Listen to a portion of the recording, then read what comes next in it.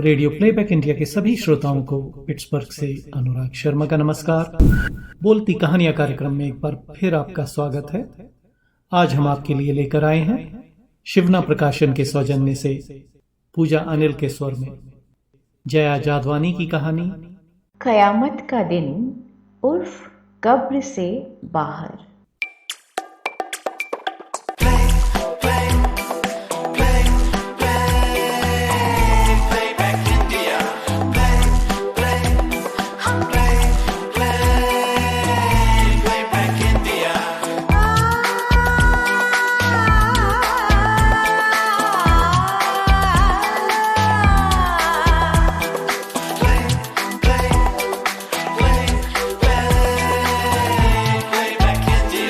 Radio playback India. वह बड़ा अद्भुत दिन रहा होगा जब मैंने तय किया और उल्लसित हो उठी। दौड़ती हुई सीढ़ियां उतरी। वे सब बाहर बरामदे में बैठे चाय पी रहे थे और जिंदगी की गहन समस्याओं को सुलझाने में मशगूल थे। हालांकि समस्याएं उनकी अपनी खुद की तैयार की हुई थीं, जिन्हें सुलझा सकने की कोशिश में वे अपनी श्रेष्ठता का प्रदर्शन कर रहे थे। मेरे नंगे सर और रात वाले कपड़ों में वे मुझे देखकर इस तरह खड़े हो गए जैसे उन पर गाज गिरी हो। पर उनकी तरफ से बेपरवाह मैं सीटी बजाती हुई पोर्च की तरफ बढ़ी, जहां कार खड़ी थी। बहुत साल पहले, जब मेरा बचपन मरा नहीं था, मेरे दोनों भाई इसी तरह सीटियां बजाते हुए फुटबॉल खेलने अपनी अपनी साइकिलों पर घर से निकला करते थे। उनके पीछे उसी तरह भागने को लालायत मैं जब उसी तरह सीटी बजाती हुई निकलती, वे बड़ी क्रूरता से पीछे लौटते, दोनों तरफ से मेरी बाहें पकड़कर घसीटकर कमरे में ले जाते और बाहर से दरवाज़ा बंद कर देते। मेरी माँ अपनी क्रूर चुप्पी में उनके साथ शामिल रहे और शाम को मैं बड़ी हसरत से अपने कुत्ते को देखती, जिसे पिताजी चेन से बांधकर बहुत दूर तक घुमाने ले जाते। कार बंद थी। यह कार मेरे पति ने मुझे अपनी उन सेवाओं के लिए दान में दी जिन्हें हर 24 घंटे मैं बड़ी फर्माबरदारी से निभाया करती थी, पर इसकी चाबी वे हमेशा अपने पास रखते थे। मैंने सीटी बजाते हुए इशारे से उन्हें बुलाया। ना भी बुलाती तो वे लपकते हुए मेरे पास आ ही रहे थे। ये किस तरह मुमकिन था कि उनके अंगूठे के नीचे से फिसल कर एकाएक मेरा पूरा कद निकल आए और वे चुप बैठे रहे? ये क्या हो रहा है? उनके चेहरे पर गुस्सा था, व्याकुलता और भय। इस गृहस्थी के लोगों के सामने यह जो मर्द बना फिरता है, मैं इसकी कलई ना उतार दूं? मैंने हिकारत से उसकी ओर देखा। रात में जो आदमी मेरे पैरों में गिरता है, मेरा थूक चाटता है, वह दिन की रोशनी में किस तरह केंचुल बदल डालता है, कितनी तत्परता से। मुझे उस वक्त लगा मेरे भीतर एक खोखल है जिसमें इसके लिए जाने कितनी नफरत है, और जितना भी मैं उसे बाहर उलीचने की कोशिश करती हूँ, उतनी ही वह भीतर भरती जाती है। इसके पहले कि मैं कुछ कहूँ, उसने मेरा हाथ पकड़कर अंदर धकेल दिया। मैं लड़खड़ाई और सीधी होकर उसकी ओर देखा। मारे गुस्से के उसके मुंह से बोल नहीं फूट रहा था। क्या क्या दबा कर रखा है, आज निकाल दूं? मैंने आगे बढ़कर एक करारा थप्पड़ उसे रसीद किया। यह इतना अप्रत्याशित था कि वह कई कदम पीछे हट गया। मैंने एक जोरदार लात कार को जमाई और गेट खोलकर बाहर आ गई। चौकीदार, पकड़ो इसे! पीछे से कोई बेकाबू होकर चिल्लाया और मैं और तेज भागी। किसी की पकड़ में आकर मैं एक दिन नष्ट नहीं करना चाहती थी। पता नहीं किन गलियों व घुमावदार रास्तों से होती हुई मैं किसी चौक पर पहुंच गई थी। सुबह की आवाजाही बढ़ रही थी। बच्चे स्कूल जा रहे थे और आदमी दफ्तर, और औरतें पड़ी होंगी घर के किसी कोने में, बर्तन मांजती, झाड़ू लगाती, बच्चों की गंदगी साफ करती हुई। तमाम नफरत के बावजूद मुस्कुराती हुई पति के साथ हम बिस्तर होती और सुबह घृणा से अपने आप को धोती हूँ। मैंने नफरत से धरती पर थूक दिया, फिर ध्यान से चारों ओर देखा। एक गुमटी में एक चाय वाला सबको चाय बना बना कर दे रहा था। मुझे अचानक चाय की तलब लगी और मैं उसके पास चली आई। एक चाय और एक पाव देना, मैंने उससे कहा और गुनगुनाती हुई चारों ओर देखने लगी। मेरे गुनगुनाते ही गुमटी के चारों ओर खड़े लोग जैसे सतर्क हो गए और मुझे देखने लगे। धीरे धीरे उनका घेरा तंग होता गया और मैं बीच में आ गई। तभी चाय वाले ने चाय का गिलास और पाव मेरी तरफ बढ़ाया, जो कई हाथों से होता हुआ मुझ तक पहुंचा। मैंने एक हाथ से सबको परे धकेला और स्टूल पर बैठ गई बड़े आराम से। पाव खाया, चाय पी और चाय वाले के मग्गे से हाथ मुंह धो डाले। तब तक सारा वक्त जैसे थमा थमा मुझे देख रहा था। ए, कहाँ से आ रही है? एक ने लापरवाही से पूछा। यार के बिस्तर से, दूसरे ने चटखारा लिया। हाँ सच, तुम्हें कैसे पता? मैं आश्चर्य से हंस दी। हम भी यारों के यार हैं, साथ चलेगी? तीसरे ने मेरी बांह पकड़ी और मेरा हाथ चूम लिया। नहीं, आज नहीं, फिर कभी। मैंने पैसों के लिए कुर्ते की जेब में हाथ डाले। देखकर एक ने कहा, एक पप्पी दे दे, पैसा मैं दे देता हूं। नहीं, तुम बहुत बदसूरत हो। मैंने जेब से पैसे निकाले और चाय वाले को दे दिए। वह अकबकाया सा मुझे देख रहा था। मैंने दोनों हाथों से सबको परे धकेला और वहां से भाग ली। मैं चलती हुई पता नहीं शहर के किस हिस्से में आ गई थी और अब तक थक गई थी। कितना वक्त हो गया मैं सड़कों पर इस तरह नहीं चली। जब निकली कार के काले शीशों के अंदर बैठकर। लोग कहते हैं दुनिया बहुत बदल गई है, क्या सचमुच? मैं जाकर सड़क के किनारे बैठे हुए मोची के पास जाकर बैठ गई। उसने संदिग्ध भाव से मुझे ऊपर से नीचे तक घूरा। ए, क्या चाहिए? कुछ नहीं, सुस्ता रही हूं। सुस्ताने के लिए तुझे और कोई जगह नहीं मिली? चल चल, मेरा धंधा खोटा मत कर, पुलिस वाले ने देख लिया तो। उसने मुझे अपने एरिया के बाहर धकेल दिया। मैं उठकर चलने लगी तो उसने पीछे से आवाज दी, ए सुन। मैं मुड़ी। सुस्ताना है तो रात को आना। मैं हंस दी, मोची भी। और फिर मैं चल पड़ी। थोड़ी दूर आगे एक स्टेज सजा था। एक मंत्री जी भाषण दे रहे थे। लोग बड़े अनमने भाव से सुन रहे थे। गर्मी व पसीने से तरबतर मुझे अचानक उस आदमी पर गुस्सा आ गया और मैं दौड़ती हुई मंच पर चढ़ गई। पहले तो किसी के समझ में नहीं आया कि क्या हो गया। जब तक समझ में आया, मैं उस आदमी को परे धकेल चुकी थी और माइक पर कह रही थी, भाइयों और बहनों, अगर सुनना है तो सिर्फ अपनी सुनना। यह व्यवस्था, यह लोग तुम्हें कभी अपने जैसा नहीं होने देंगे। तब तक मुझे घसीटकर मंच पर से उतारने लगे। मैं कहती गई, क्योंकि तब ये खत्म हो जाएंगे। पब्लिक शोर मचाती हुई उठ खड़ी हुई। उन्होंने मुझे स्टेज से उठाकर बाहर फेंक दिया। पुलिस के हवाले कर दो, पता नहीं कौन पगली है, जाहिल, हिम्मत तो देखो, एक ने जोर से कहा।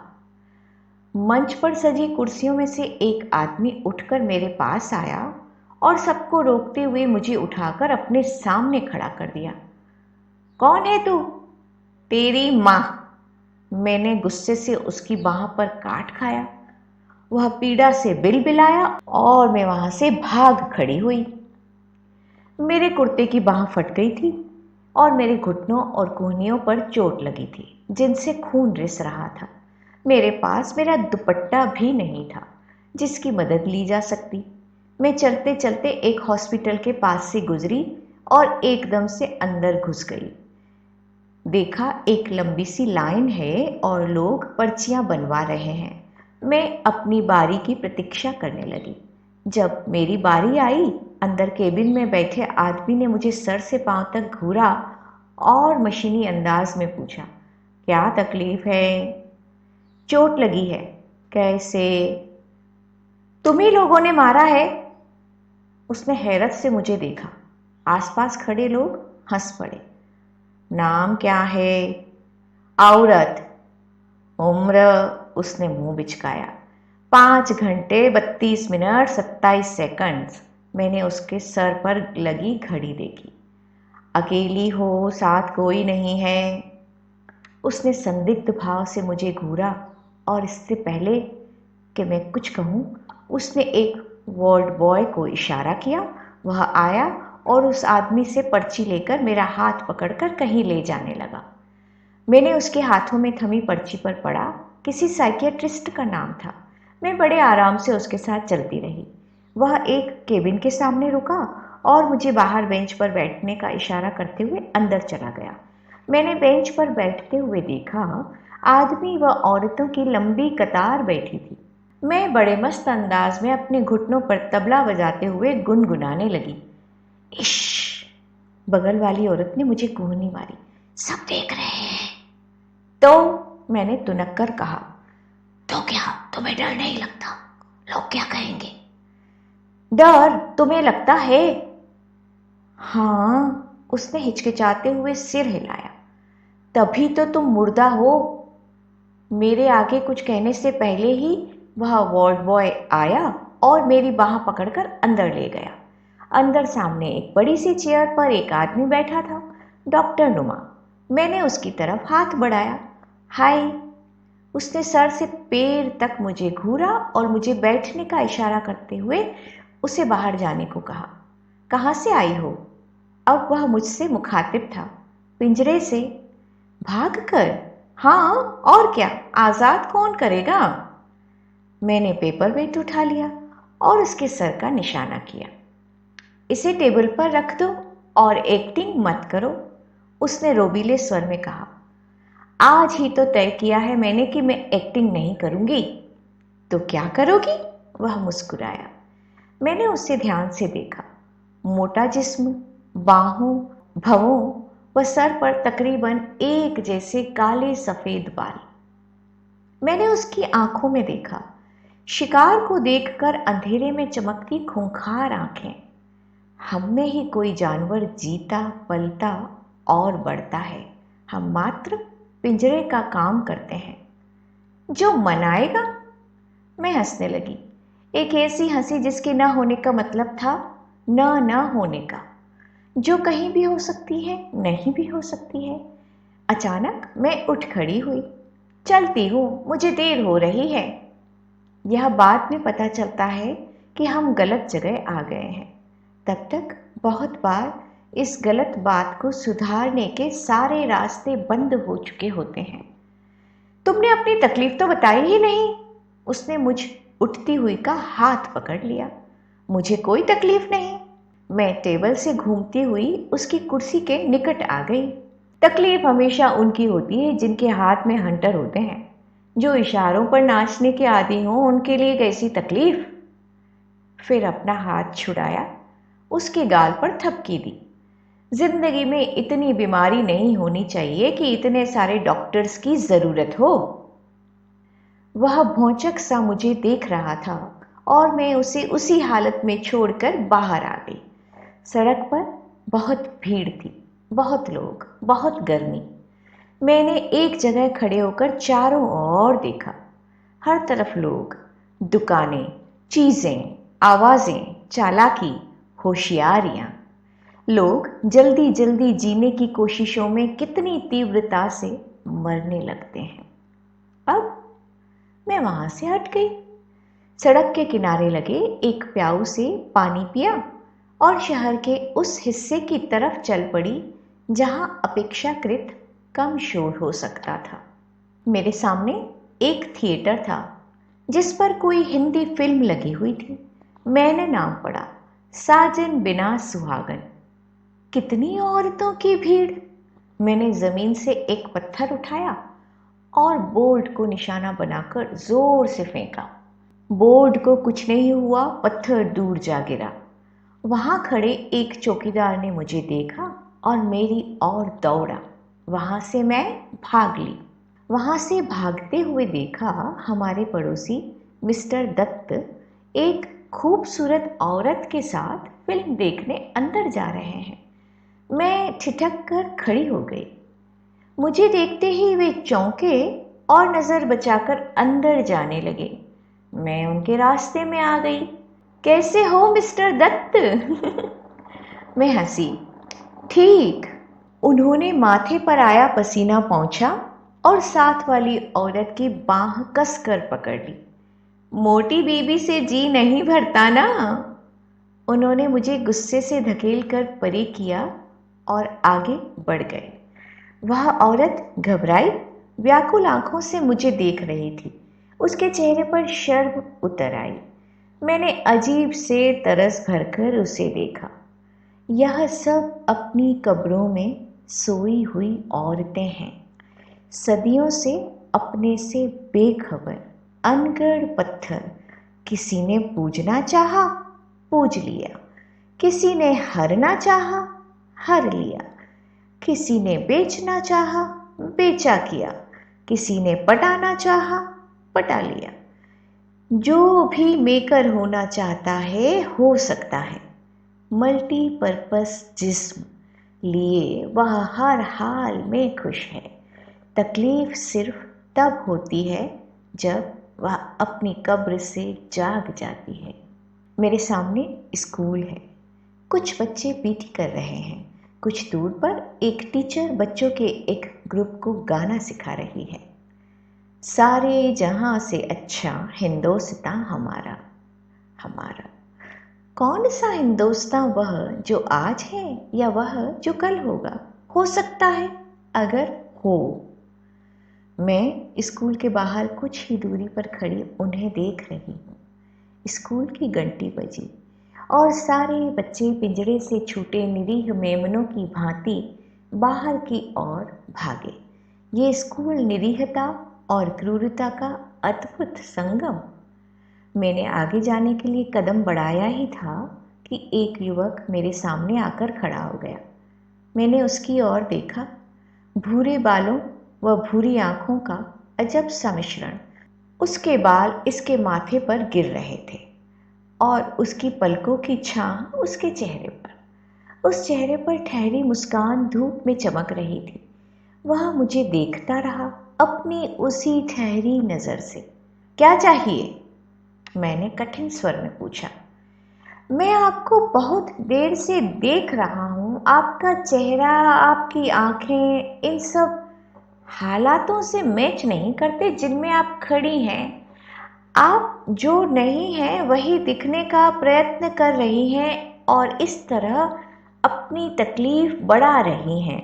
मैं आपको नहीं जानता पर इतना ज़रूर कहूँगा, आप घर लौट जाइए। यह दुनिया इतनी भली नहीं कि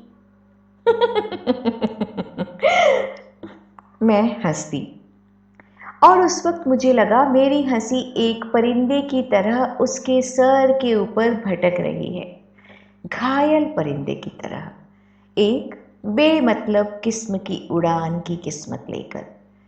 मैंने उसकी छाती पर हाथ रखकर उसे परे करना चाहा और वह परे हो गया।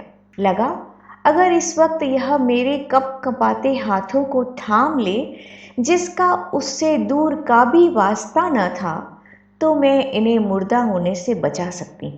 मैंने उसकी तरफ से आंखें फेर ली और आगे बढ़ गई। आसपास का परिदृश्य अचानक तब्दील हो गया मालूम देने लगा। लोगों की चुभती निगाहें मुझे अपनी पीठ पर मालूम होने लगी। इसके पहले कि लोग मुझे घेरना शुरू कर दें, मुझे भाग जाना चाहिए। पब्लिक पार्क की बेंच, यहाँ इस वक्त इक्का दुक्का लोग हैं। दूर कबड्डी खेल रहे बच्चे, सितंबर की धूप। मेरी बेंच के ऊपर किसी पेड़ का साया नहीं था और नंगी धूप थकी देह पर चुभ रही थी। धूप जो मेरे न होने पर भी होगी, तो क्या मैं ऐसी चीज की तलाश में हूं जो मेरे न होने पर भी हो? हाँ, पर वह धूप नहीं है। मैं थक कर बेंच पर लेट गई। अपनी जिंदगी में मैंने अपने लिए कुछ नहीं चुना, न साथी, न शादी, न बच्चा, न रिश्ते, यहाँ तक कि अपने लिए अपना अकेलापन तक नहीं। हमारे लिए चुनने का मतलब ही होता है छिन जाना। यह सोचकर कितना अजीब लगता है कि हमारी बंद मुट्ठी, जिसमें हम समझते हैं कि सारा संसार बंधा है, हमेशा खाली रहती है। पर इस खालीपन को हम किसी से नहीं कह सकते, अपने आप से भी नहीं। बच्चे छू छू का खेल खेल रहे थे। एक 6-7 साल की बच्ची भागते हुए आई और मेरे पैरों से उलझ गई। मैंने उसे उठाकर प्यार कर लिया। वह सकुचाते हुए उठ खड़ी हुई और जाने लगी।